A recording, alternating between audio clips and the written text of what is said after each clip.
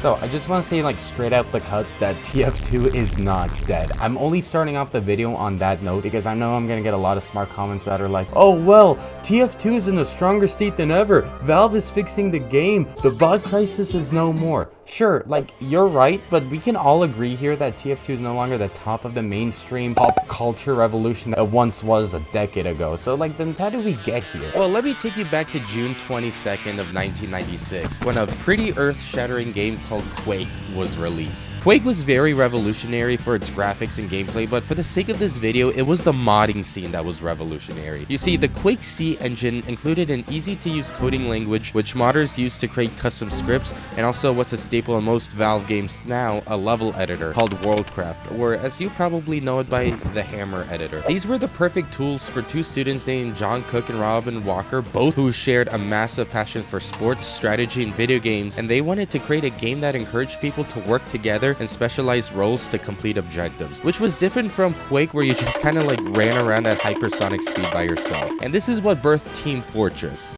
Yeah, the mod, not the classic one, because Team Fortress Classic is its own game. Anyways, the original TF was a pretty massive hit within the Quake community, though it wasn't mainstream yet. But the buzz this game generated within the FPS community was big enough that it caught the attention of Valve, who just released a game, I don't know if you heard about it, called Half-Life, which was also a totally revolutionary FPS game in its own right, and I'm gonna make a video on it soon, so please don't worry. They saw the potential that this Quake mod had, and they hired the two guys to make Team Fortress their own standalone game using the Half-Life engine, and once they were done cooking, Team Fortress Classic was released. Team Fortress Classic, though, is fundamentally the same game as TF2. It shares the same classes, the same maps, the same game modes, except the style and gameplay are, you know, just like a tad different, which I guess Valve wasn't happy with, and when they started developing on a new Team Fortress game in the early 2000s, they tried everything to make it different. First was Team Fortress Brotherhood of Arms, which they actually released a trailer for, and it showed that Valve wanted to take the series to a more gritty and realistic tone. Classes were named to such as the Marine, the Ranger, the Commander, to emphasize that you're playing a military game. Honestly, looking back, I would have loved like a modern class-based shooter like that was being concept here, especially seeing where Battlefield is now. I think this game would have done great if it was just like a different series from Team Fortress. But for some reason, Valve didn't like this either, and they decided to change the game's tone once again. And do you want to guess which out of the three they decided to change it to? Aliens. Team Fortress Aliens at first was just a futuristic sci-fi version of Brotherhood of Arms, but that was short-lived once aliens were added, and then they changed the game again to be a futuristic steampunk alien defense game. You know, this all pre-release crap is getting weird, so let's just skip to what this video is about. After Valve realized that the previous version of TF2 wasn't the best, they decided to move the game to a more cartoony 1960s style. Even with the game's tone established, there was still countless concept art on how Valve wanted the game characters to look. And even recently, we learned there are supposed to be female classes, but sometime between 2004 and 2007 is when we got the character designs we know and love today. And finally, after 9 years of development and the community waiting countless years, TF2 finally released in the orange box, bundled with the long-awaited Half-Life 2 and Portal, cementing that TF2 is about to be a massive sensation within the FPS community, just like its original mod was, and 2007 was not ready for this game that's about to drop. And they weren't ready. Upon release, TF2 was actually not that popular at all, with a peak player count that month of 18,000 players on Steam. Yes, it was critically acclaimed and beloved within the community, but upon release, it was overshadowed by Modern Warfare, BioShock, and Halo. Okay, granted, I did lie. What really overshadowed all of those games was the orange box, where TF2 was itself in, but TF2 as a standalone game was not that popular. It came with 6 maps: Dust Bowl, Gravel Pit, Well, Hydro, Granary, and a relatively unknown map called Two Fort. A lot of TFC's DNA was highly visible in this new installment. Most of the games are actually remakes of original maps. The 9 classes stayed the same, and Control Point, Territory Control, and Capture the Flag remained as the only game modes. It wouldn't be until almost a whole year later in April 2009 when TF2 got its first major update titled the Gold Rush Update. With it came a new game mode called payload and the map Gold Rush with it as well. The main focus of this update was to actually focus on the medic class, since at the time it was the least played class in TF2. And after this update, he became one of the most played classes in this game. And it's also thanks to this update we have non-stock weapons and achievements in the game. At first it was only the medic you could unlock new items for by unlocking various achievements, but eventually these features spread to all 9 classes in the game. Also in the same year, Valve started releasing the Meet the Team videos, which was also revolutionary for advertising the game. This was actually how I self-discovered TF2, was through these videos, and I personally believe if Valve never made these videos, TF2 would have not got as big as it got. Pretty much everyone knows what they are, either from watching the videos, hearing it referenced in other games, or like memes, for example. Should I be awake for this? Valve continued with these themes of releasing class updates, and pretty soon we got the Pyro update, which gave him various new weapons, new achievements, and the Air Blast. This was also the first update to also introduce community-made maps, Fastlane and Turbine. You know, Turbine is like the only map Skyle CTF servers use, by the way. Valve then followed this update with the Heavy update, coming with its CP Steel, Badwater Basin, Arena Mode, Natasha, and Boxing Gloves, which led to these annoying stupid friendlies. Then the Scout update with new maps, the Sandman, energy drinks, followed shortly by Sniper vs Spy, which came with the Huntsman, Ambassador, Piss, the Dead Ringer, Cloaks and Dagger, and the Ambassador or Spy to counter Sniper easily. During this time in May 2009, TF2 also hit its all-time player count up to that moment with 44,000 players, which was double the amount at launch. Then the next update, the Classless update, added hats into the game, which birthed the whole community of traders and scammers. Throughout the next years though, Valve would keep releasing updates focusing on adding new cosmetics, items, maps, buffing classes, Halloween events, lore, etc. But it was not until June 2011 where everything changed with the Uber update, or as most in the community like to call it, the free-to-play update. In June of that year, TF2 hit another all-time peak of slightly over 100k players at peak. This was great for bringing in new players and horrible for veterans who already bought the game full price. Like, especially this guy, he just like got the game a month ago. Because now the game is free to play, in order to turn any profit from it, Valve had to monetize the shit out of microtransactions, which led to some community backlash and helped fuel the stereotype that Valve is quote-unquote greedy. Now you have all types of hats of different rarity and price, and in order to get them, you can either buy a key to unlock a container to get a chance of getting it, or you can just outright buy it off of players. The biggest fear at the time though was that TF2 was going to become a pay-to-win game if Valve moved this hat system over to weapons. But luckily, weapons stayed unlockable to everybody regardless if you pay or not, and it's only weapon reskins that you need to pay for. Despite this controversy, it did not stop the game from growing, bringing TF2 in some sort of golden era at this point. Around a year later, another massive update dropped, the Man vs. Machine update, which fundamentally was the first time Team Fortress core gameplay has been changed. Man vs. Machine was massive. It was a PvE game mode where you would work together to defeat AI enemies instead of fighting each other, kind of bringing Team Fortress's invasion DNA into the mix. This is the same month of August, TF2 hit another all-time peak of 117,000, a 35% gain of players compared to the month prior. TF2's popularity outside the game was also at an all-time peak around this time. Valve released Source Filmmaker, which is a computer graphics engine that runs on Source that creators on YouTube use to create all types of TF2 content on. So many TF2 short films and animations coming out around this time were so well made, either being from the talent of the creators or the easy to use SFM toolkit, or both, and this led to Valve announcing the Saxy Award, which was the annual event that rewarded content creators on the best TF2 films. A lot of these TF2 SFMs though are absolute masterpieces. End of the Line tells a beautiful story with no dialogue and beautiful animations and set pieces. War is honestly like one of the first times I actually cried over a movie or short film, especially that gut-wrenching ending. Please watch it after this video if you haven't. And Here Comes Soldier, well, this is like where modern humor comes from, I guess. Thank you.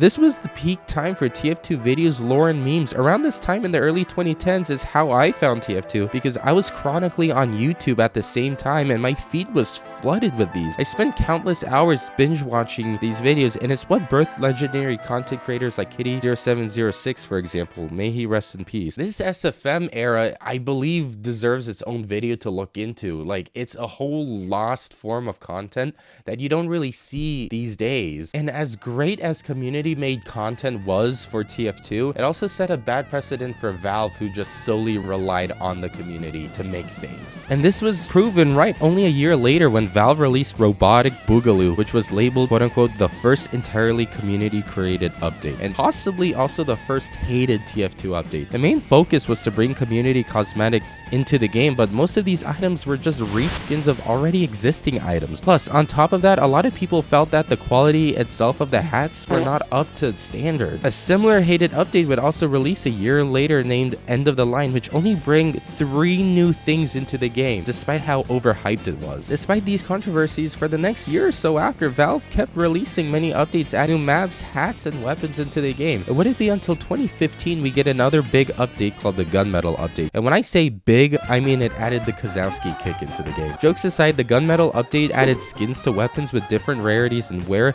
They also changed the way unboxing different items worked, and the biggest addition being contracts that you can fulfill to earn rewards. Sound familiar? Yeah. Valve pretty much ported over all the features from CSGO into TF2. And for the most part, I mean, it kind of worked. It was very well received within the community, and the addition of weapon skins was a notable departure for TF2 because it introduced a cosmetic element that was previously absent in the game. This was the most packed update yet, and in my opinion, this was also peak Team Fortress. But then a year later in 2016, a new game started to arise that would threaten TF2's throne.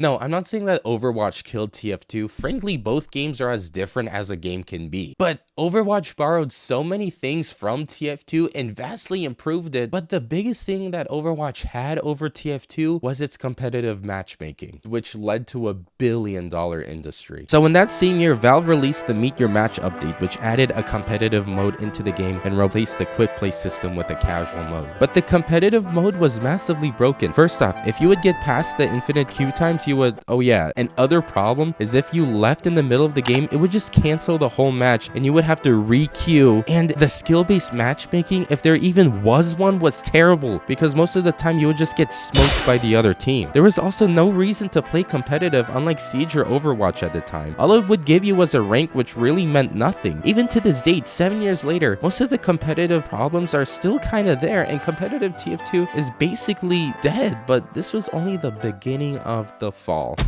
Jungle Inferno comes out a year later, adding maps, taunts, hats, cosmetics, missions, etc. into the game. The update itself isn't bad. In fact, it's a great update, but it's what comes after that was the TF2 killer. You see, Jungle Inferno, which released in 2017, was the last major update in TF2. That was over 6 years ago. To put into context how long that was, 6 years before 2017 was 2011, the year TF2 went free to play. That's how much time has passed since the last update. The only updates since then have just been holiday updates that add new crates into the game, and that's it. TF2's player count kept diminishing as people started to feel that Valve have abandoned the game and community, and in 2019 it wasn't any better when the funny enough named crate depression happened, where you could just bug the game and get unusual items, which is TF2's most rarest items, through every crate unlock. This skyrocketed the price of crates, making it unaffordable to most normal players of the game, with the true winners being the crate sellers. Luckily, this time Valve decided to fix this bugs because I'm sure it hurt their financial situation. But a year later, TF2 source code leaked, which most people took it as a nail in the coffin for the game. All over Reddit and Twitter, people were urging each other not to play TF2 because with a leaked source code, hackers could potentially infect your system and steal your information. But luckily, Valve came out and confirmed that the source code that leaked was an earlier build of the game, which current TF2 didn't run on. But this also meant that hackers were still able to use the game's source code to create bots that would populate your games, spin around, spam mics, and even vote kick real players off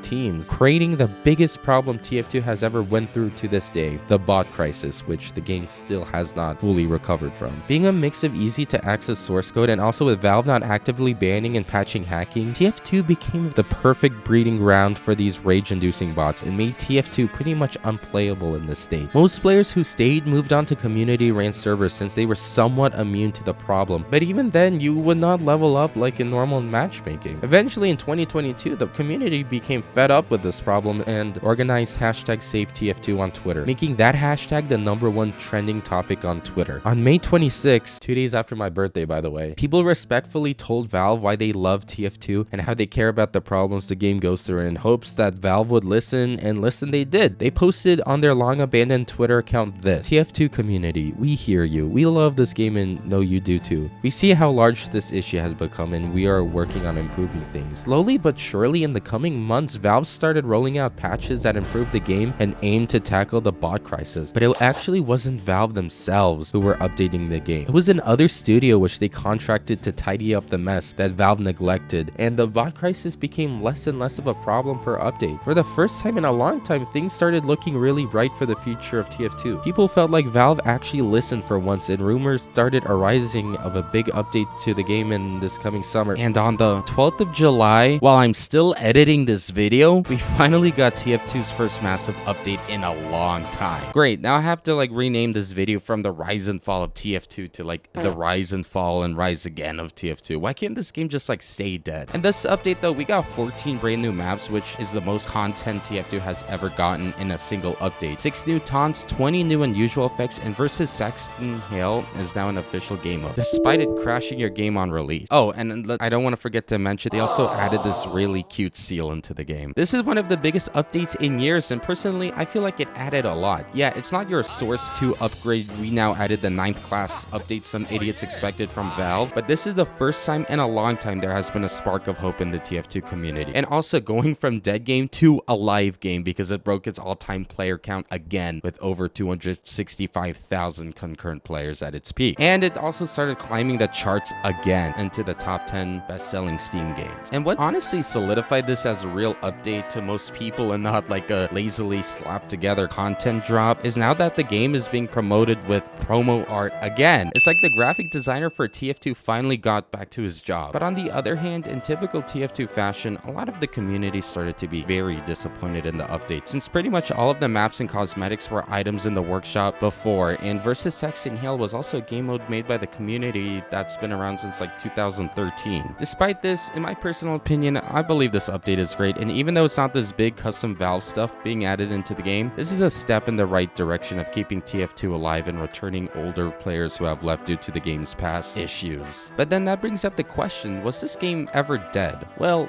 no, not in a player sense, that is. TF2, even through its dark eras, remained a massively popular game within the community. Now, in the mainstream space, is TF2 dead? This may be a very controversial opinion to a lot of people, but I would say yes. In an era where most people play like Fortnite, COD, and Warzone, I personally don't think TF2 can successfully integrate itself with this audience to become a massive game that it once was. Even if, God forbid, they started adding battle passes and collab events, this would only isolate the game from its hardcore long-standing fans, and it would bring in more harm to the game's longevity than good. Hell, Siege and Overwatch, both games I love, try to stay mainstream by copying what's popular, and look at what happened to them now. It would have been better if they just stayed on theme and didn't try to overreach to become something they're not. And personally, I'm fine with TF2 taking this approach and not being a game that every 8-year-old plays these days. The game is doing just fine, and even when Valve put it through its worst, it stayed alive. So personally, there was never the fall of TF2. Anyways, this was Paracosm. Thanks for watching.